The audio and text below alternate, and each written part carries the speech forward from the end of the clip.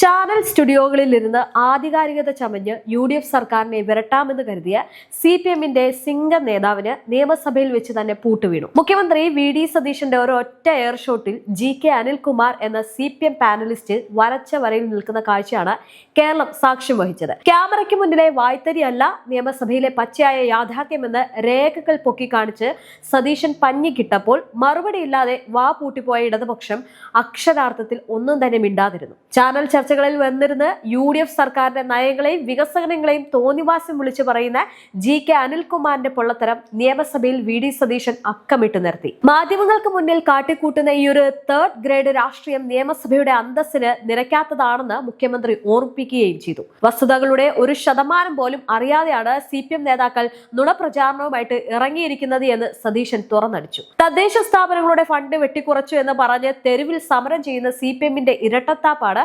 മുഖ്യമന്ത്രി സഭയിൽ പൊളിച്ചടുക്കിയത്.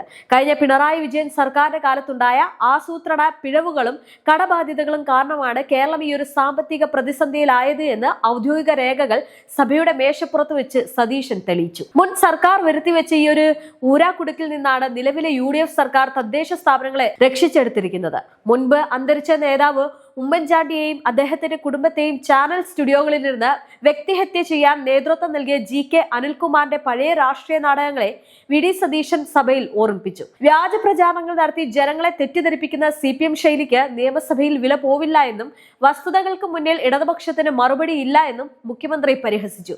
മുഖ്യമന്ത്രി VD സതീശൻ ഓരോ ഫയലുകളും ഭരണഘടനാ വ്യവസ്ഥകളും എടുത്ത് സംസാരിക്കാൻ തുടങ്ങിയതോടെ പ്രതിപക്ഷ ബെഞ്ചുകൾ പൂർണ്ണമായിട്ടും നിശബ്ദമായി. GK അനിൽകുമാറിനെ പോലുള്ള സ്വന്തം നേതാക്കൾ പുറത്തു പറയുന്ന നുണകൾക്ക് സഭയിൽ കാവൽ നിൽക്കാൻ കഴിയാതെ CPM MLA-മാർ പരസ്പരം മുഖത്തോട് മുഖം നോക്കുന്ന അവസ്ഥയിലായി.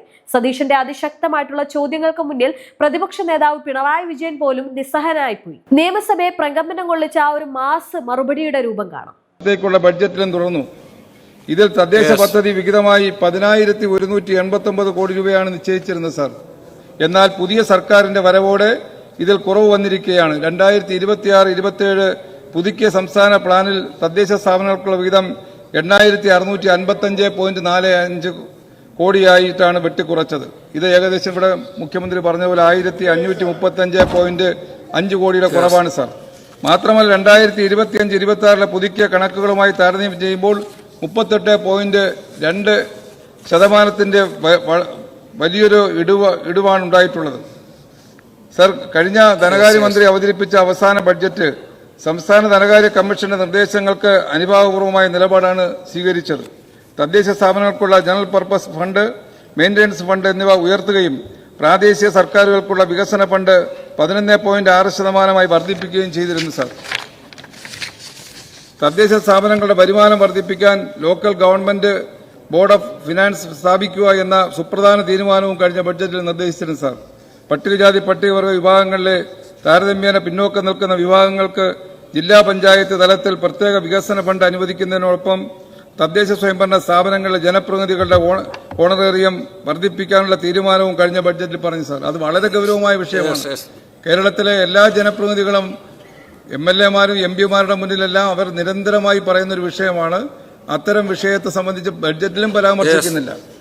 തദ്ദേശ സ്ഥാപനങ്ങളോടുള്ള ഒരു അവഗണനയുടെ ഒരു ഉദാഹരണമാണ് സാർ അത് കാണിക്കുന്നത്. എന്നാൽ വികേന്ദ്രീകരണത്തിന് വലിയ ഊന്നൽ നൽകിയ കഴിഞ്ഞ ബഡ്ജറ്റുകളിൽ നിന്ന് തികച്ചും പുറകോട്ട് പോകുന്ന സമീപനമാണ് ഇപ്പോൾ UDF സർക്കാർ സ്വീകരിക്കുന്നത്. സാർ, എന്റെ മണ്ഡലത്തിലെ നെടുമങ്ങാട് മുനിസിപ്പാലിറ്റിയിൽ സാധാരണ പ്ലാൻ വിഹിതമായി കഴിഞ്ഞ ബഡ്ജറ്റിൽ പറഞ്ഞിരുന്നത് 9.32 കോടി രൂപയായിരുന്നു. എന്നാൽ ഇത്തവണത്തെ പുതുക്കിയ ബഡ്ജറ്റിൽ പറയുന്നത് 2.3 കോടി രൂപയായി വെട്ടിക്കുറച്ചിരിക്കുകയാണ് സാർ. ഇത് മുഖ്യമന്ത്രിയുടെ മണ്ഡലത്തിന്റെ കാര്യം ഞാൻ നേരത്തെ സൂചിപ്പിച്ചു സാർ. അതുപോലെ സാർ, സമയമുണ്ട്, നോക്കാം. ഇവിടെ തദ്ദേശ മന്ത്രി ഉണ്ടല്ലോ, തദ്ദേശ മന്ത്രി അദ്ദേഹത്തിന്റെ ജില്ലയിലെ പെരിന്തൽമണ്ണ 5.6 കോടിയായിരുന്നു 1.9 കോടിയായി. സാർ, പൊന്നാനിയിലെ നഗരസഭയുടെ അവസ്ഥ എന്താ? 9.8 കോടിയായിരുന്നത് 3.3 മാറി. സാർ, മഞ്ചേരി 10.3 ആയിരുന്നത് 3.4 കുറഞ്ഞു. സാർ, തിരൂരിലെ 5.1 ആയിരുന്നത് 2.1 മലപ്പുറത്തിന്റെ സ്ഥിതി 11.7 കോടിയായിരുന്നത് 2.5 കോടിയായി കുറഞ്ഞു സാർ. അതുപോലെ താനൂരിലെടുത്താൽ 9.4000 2.6 പരപ്പനങ്ങാടി എടുത്താൽ 9.8 2.7 ഇങ്ങനെ ഓരോ മുനിസിപ്പാലിറ്റിയുടെയും തുക കുറഞ്ഞത് അവിടങ്ങളിലെ പദ്ധതികളെ ബാധിക്കുന്ന സ്ഥിതിയാണെന്നുള്ള കാര്യം ഞാനിനി പ്രത്യേകം പറയണ്ടല്ലോ സാർ. പല മുനിസിപ്പാലിറ്റിയിലും പഞ്ചായത്തുകളിലെല്ലാം ഗ്രാമസഭ കൂടി പദ്ധതി പ്ലാൻ അംഗീകരിച്ച് അതിനുശേഷം എങ്ങനെ ജനപ്രതിനിധികൾ അവിടുത്തെ ജനങ്ങളെ കാണാൻ കഴിയുന്ന അവസ്ഥ ഉണ്ടാകും? പ്ലാൻ ഉൾപ്പെടെ വാർഡ് സഭകളിൽ അംഗീകരിച്ച് പോയതിനു ശേഷം ജനപ്രതിനിധികൾക്ക് ആ ഫണ്ടില്ലെന്ന് പറഞ്ഞാൽ അവർക്ക് പുറത്തിറങ്ങാൻ പറ്റുമോ? അപ്പോൾ ഇത് ഇങ്ങനെ ഒരു വളരെ ഗുരുതരമായ സാഹചര്യമാണ് സാർ. തദ്ദേശ സ്വയംഭരണ സ്ഥാപനങ്ങളുടെ കൈകാലുകൾ സർക്കാർ കെട്ടിയിട്ടിരിക്കുകയാണ്. ഇവിടെ ബഹുമാനപ്പെട്ട മുഖ്യമന്ത്രി വാചാലനായി പറയുമ്പോൾ ഭരണപക്ഷത്തെ 102ന്റെ ബലത്തിൽ നല്ല കയ്യടി കിട്ടും. പക്ഷേ നമ്മുടെ പഞ്ചായത്തുകളിലെ മെമ്പർമാരുടെ സ്ഥിതി എന്താ? അവരെ കയ്യും കാലും കെട്ടിയിട്ടിരിക്കുകയാണ്. കയ്യും കാലും ഇട്ട് അടിക്കുകയാണ് അവർക്ക് വല്ലാത്തൊരു സ്ഥിതിയാണ് ഇപ്പോൾ ഉണ്ടായിട്ടുള്ളത്. അതുകൊണ്ടാണ് ഇത് ഈ വിഷയം ചർച്ച ചെയ്യണമെന്ന് പറയുന്നതിന്റെ കാര്യം. സാമ്പത്തികമായി അവയെ വരിഞ്ഞു മുറുക്കിയിരിക്കുകയാണ് സാർ. ദൈനംദിന പ്രവർത്തനങ്ങൾ പോലും നിലയ്ക്കുന്ന അവസ്ഥയായിട്ടുണ്ട്. ലോകം ചർച്ച ചെയ്ത പ്രാദേശിക വികസനത്തിലെ കേരള മോഡലിന്റെ കടക്കൽ കത്തിവെക്കുകയാണ് സാർ UDF സർക്കാർ. തദ്ദേശ സ്വയംഭരണ സ്ഥാപനങ്ങളുടെ പ്ലാൻ ഫണ്ട് വെട്ടിക്കുറച്ചതും സ്പിൽ ഓവർ അനുവദിക്കാത്തതും മൂലം തദ്ദേശ സ്വയംഭരണ സ്ഥാപനങ്ങൾ ഗുരുതരമായ സാമ്പത്തിക പ്രതിസന്ധിയാണ് സാർ. സാർ, ഇവിടെ ധനകാര്യ കമ്മീഷന്റെ കാര്യത്തെക്കുറിച്ച് പറഞ്ഞു. വികസന ഫണ്ടിൽ വരുത്തിയ കുറവിന് പകരമായി ധനകാര്യ കമ്മീഷൻ ഗ്രാന്റ് വർദ്ധിപ്പിച്ചിട്ടുണ്ട്. എങ്കിലും ആയത് പ്രശ്നപരിഹാരത്തിന് ഉതകുന്നതല്ല. വികസന ഫണ്ട് ഉപയോഗിച്ച് ചെയ്യാവുന്ന പല പദ്ധതികൾക്കും ധനകാര്യ കമ്മീഷൻ ഗ്രാന്റ് ഉപയോഗിക്കാൻ കഴിയില്ല സാർ. ധനകാര്യ കമ്മീഷൻ ഗ്രാന്റ് ട്രേഡ് ഫണ്ട്, അൺട്രേഡ് ഫണ്ട് എന്നിങ്ങനെ 2 കമ്പോണന്റ് ആയിട്ടാണ് നൽകുന്നത്. ഇതിൽ ട്രേഡ് ഫണ്ട് ഉപയോഗിച്ച് കുടിവെള്ളം, ശുചിത്വം എന്നീ മേഖലകളിലെ പദ്ധതി മാത്രമേ എടുക്കാൻ കഴിയൂ. അതുകൊണ്ട് തന്നെ ഇത് വികസന ഫണ്ടിന് പകരമാകില്ല. ഇത്തരത്തിൽ വികസന ഫണ്ടിൽ ഉൾപ്പെടുത്തിയ പദ്ധതികൾ മുന്നോട്ട് കൊണ്ടുപോകണമെങ്കിൽ തദ്ദേശ സ്വയംഭരണ സ്ഥാപനങ്ങളുടെ തനത് ഫണ്ട് വിനിയോഗിക്കേണ്ടി വരും. ഇത് കാരണം തദ്ദേശ സ്വയംഭരണ സ്ഥാപന ജീവനക്കാർക്ക് ശമ്പളം നൽകാൻ കഴിയാത്ത അവസ്ഥ ഉണ്ടാകും സാർ. നിലവിൽ തന്നെ ഒട്ടേറെ ഗ്രാമപഞ്ചായത്തുകളും നഗരസഭകളും സർക്കാർ നൽകുന്ന ഗ്യാപ്പ് ഫണ്ട് ഉപയോഗിച്ചാണ് ജീവനക്കാർക്ക് ശമ്പളം കൊടുക്കുന്ന അവസ്ഥ. അതുകൊണ്ട് ഇത്തരമൊരു സാഹചര്യത്തിൽ സഭാ നടപടികൾ നിർത്തിവെച്ച് ഈ സ്തംഭനാവസ്ഥ ഒഴിവാക്കാൻ ആവശ്യമായ തരത്തിലുള്ള ചർച്ചയ്ക്ക് വിധേയമാക്കണമെന്നാണ് സാർ എനിക്ക് അഭ്യർത്ഥിക്കാനുള്ളത്. ബഹുമാനപ്പെട്ട മുഖ്യമന്ത്രി. സാറേ, അദ്ദേഹം പറഞ്ഞ കാര്യങ്ങൾ ഈ ബജറ്റിനെതിരെയോ ഈ സർക്കാരിനെതിരെയോ അല്ല എന്ന് ഞാൻ പൂർണ്ണമായി വിശ്വസിക്കുന്നു. അദ്ദേഹം പറഞ്ഞ കാര്യങ്ങൾ കഴിഞ്ഞ സർക്കാരിനെതിരെയും കഴിഞ്ഞ ബജറ്റിനെതിരെയായിട്ടുമാണ്.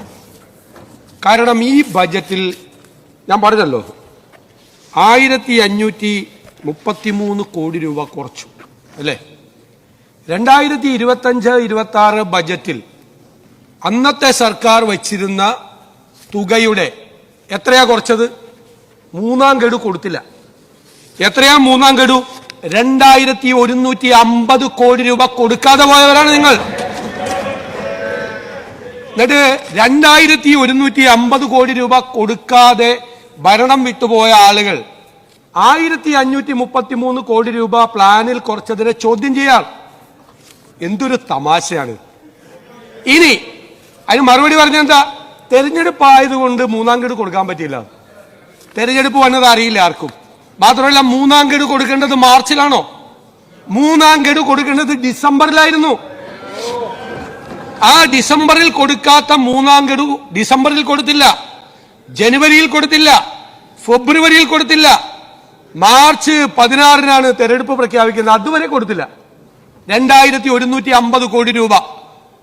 ആ 2150 കോടി രൂപ 3-ാം ഗഡു കൊടുക്കാതെ കൊടുത്ത വർക്കുകൾക്കെല്ലാം പണം കൊടുക്കാതെ വിഷമിക്കുന്ന ഈ തദ്ദേശ സ്വയംഭരണ സ്ഥാപനങ്ങളെ കുറിച്ച് സംസാരിക്കേണ്ടതിന് പകരം നിവർത്തികേട് കൊണ്ട്, നിങ്ങളുടെ ബജറ്റിലെ പാളിച്ച കൊണ്ട്, നിങ്ങളുടെ പ്ലാനിലെ പാളിച്ചകൾ കൊണ്ട് ഞങ്ങൾക്ക് 1533 കോടി രൂപ കുറയ്ക്കേണ്ടി വന്നതിനെയാണ് വിമർശിക്കുന്നത്.